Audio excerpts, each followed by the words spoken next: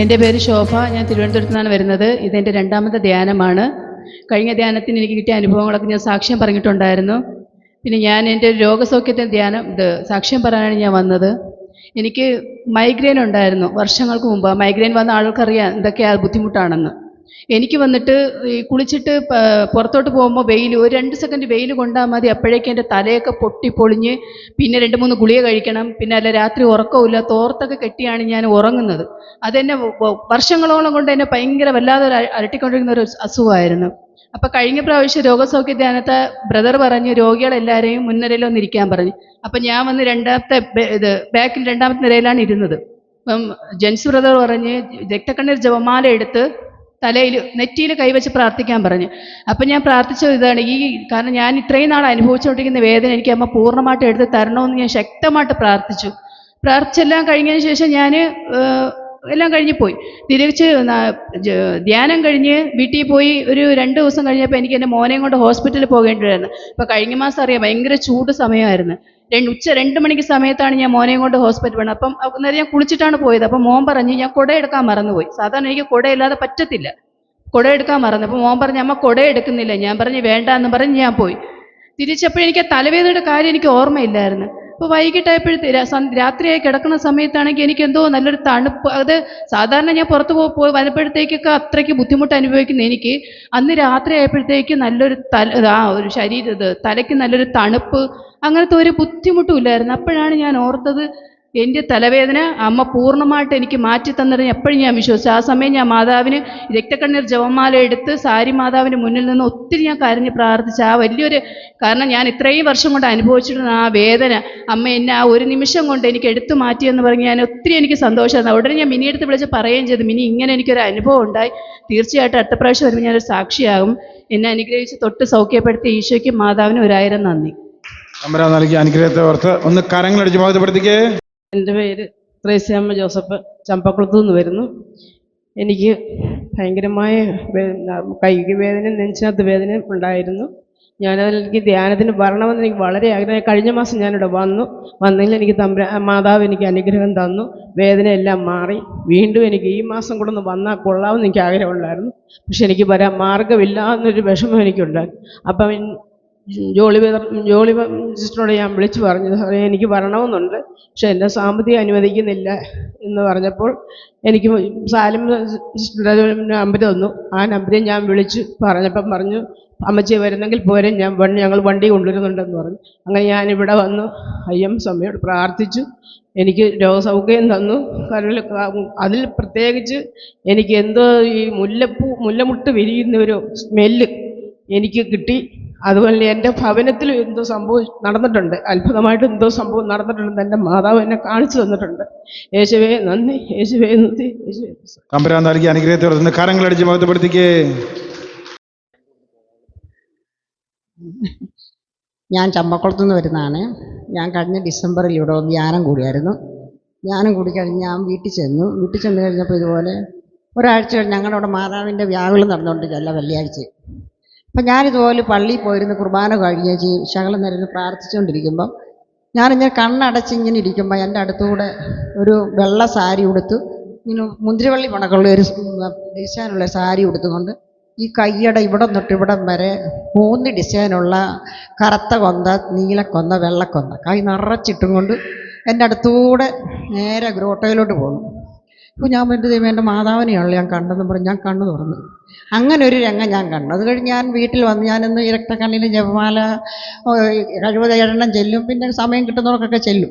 ഒരു ദിവസം ഞാൻ 1 മാസമായി കഴിഞ്ഞപ്പോൾ ഇതുപോലെ എനിക്കൊരു മനസ്സിന് പ്രയാസം വന്നപ്പോൾ ഞാൻ പറഞ്ഞു, ഞാൻ ഇനി രക്തക്കണ്ണീരിന് ജപമാല അമ്മേ ഇന്ന് ഞാൻ ചെല്ലുന്നില്ല എന്നും പറഞ്ഞ് ഞാൻ ഞങ്ങളുടെ സെറ്റിയിലോട്ട് പോയി. 3 മണിയായപ്പോൾ ഞാൻ കിടന്നങ്ങോട്ട് ഞാൻ ഉറങ്ങിയില്ല. അങ്ങോട്ട് ഇരുന്നതേ ഉള്ളൂ. ഇരുന്നപ്പോൾ ഭയങ്കര കോളിങ് വല്ലതും അടിക്കുന്നു. അപ്പം ഞാൻ ഇതാരാ വന്നെന്നും പറഞ്ഞ് ഞാൻ എളുപ്പം എഴുന്നേറ്റു. ഞാൻ സിറ്റവിടെ ചെന്ന് നോക്കുമ്പോൾ ഗേറ്റ് അടച്ചിട്ടിരിക്കുക. ആരും വിളിച്ചവരില്ല. ഞാൻ അപ്പുറം ഇപ്പുറം അലഞ്ഞു, ഇതാരാ എന്നെ വിളിച്ചത്? ഇങ്ങനെ ആരും വന്ന് കോളിങ് ബെൽ അടിച്ചു, 10 സൗണ്ടിൽ അടിച്ചത്. പറഞ്ഞു, എൻ്റെ മാതാവേ ഞാനിത് പറഞ്ഞാണല്ലോ കിടന്ന, എൻ്റെ ആയിരിക്കും. ഞാൻ എളുപ്പം വന്നിരുന്നു കൊണ്ട് കണ്ണിന് ജപമാല ചൊല്ലി കാഴ്ച വെച്ചു. അതുപോലെ തന്നെ ഞാൻ ആ സെറ്റിൽ ഇതുപോലെ കിടന്നു. എനിക്കൊരു ഉറക്കം പോലെ വന്നപ്പോൾ ഞാൻ അങ്ങോട്ട് കിടന്നപ്പോൾ ഇതുപോലെ മുല്ലപ്പൂവിൻ്റെ വാസന എൻ്റെ ചുറ്റും ഇങ്ങനെ കിടന്നു. നമ്മൾ എൻ്റെ മാതാവ് എൻ്റെ അടുത്ത് വന്നല്ലോ എന്ന് മനസ്സിലോർത്തോടെ കിടന്നു. അത് കഴിഞ്ഞ് ഈ കഴിഞ്ഞ 2 ആഴ്ചയ്ക്ക് മുന്നേ ഞങ്ങളുടെ വീട്ടിലൊരു മാങ്ങ പറിക്കാനായിട്ട് ഞാൻ തോട്ടിയായിട്ട് ചെന്ന കൂട്ടത്തിൽ മാങ്ങ പറിച്ച കൂട്ടത്തിൽ പൂപ്പ ഉണ്ടായിരിക്കും എൻ്റെ കണ്ണിൽ പോയി. എനിക്കത് ഒരു തരത്തിൽ നോക്കാം. എൻ്റെ അടുത്തുള്ളവരെ കൊണ്ടൊക്കെ നോക്കി ഞാൻ നോക്കി എൻ്റെ കണ്ണിൽ തന്നെ പോയി. അപ്പം നോക്കിയപ്പോൾ പറഞ്ഞു ഒന്നുമില്ല ആൻറ്റിക്ക് തോന്നിക്കുമ്പോൾ ഇല്ല. അന്നേരം പറഞ്ഞു കണ്ണി വെള്ളം ഒഴിക്കാൻ പറഞ്ഞു. വെള്ളം ഒഴിച്ചൊഴിച്ചപ്പോൾ കണ്ണിനങ്ങ് വേദനയായി.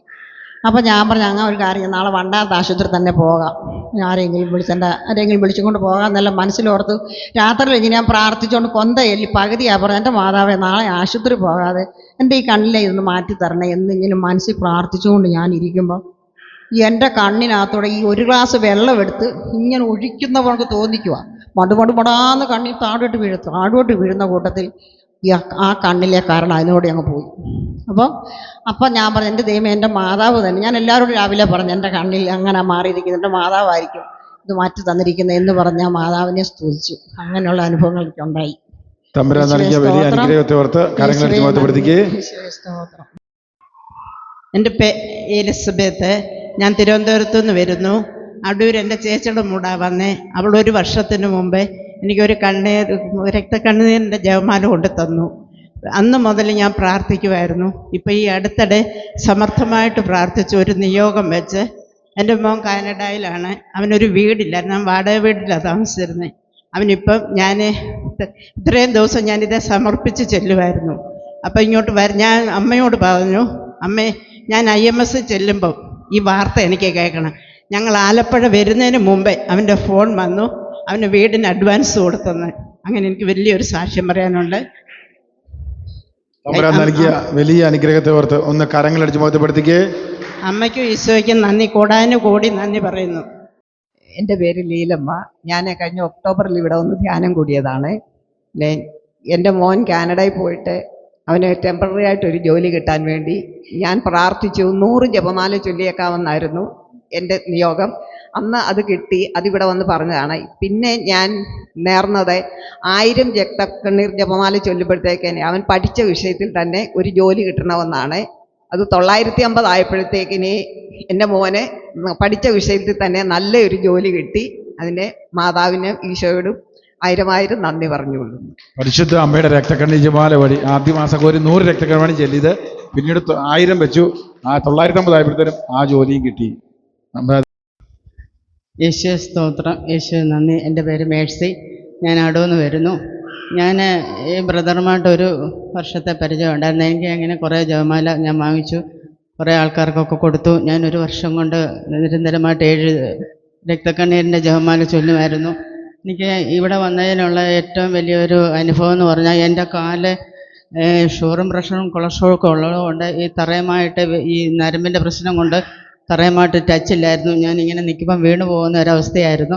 ഇപ്പോൾ എനിക്കത് ഒത്തിരി ആശ്വാസമുണ്ട്, ഒത്തിരി കുറവുണ്ട്. എന്നാലും പൂർണ്ണമായിട്ട് മാറിയില്ലെങ്കിലും മാതാവ് പൂർണ്ണമായിട്ട് മാറ്റി തരുമെന്ന് ഞാൻ വിശ്വസിക്കുന്നു.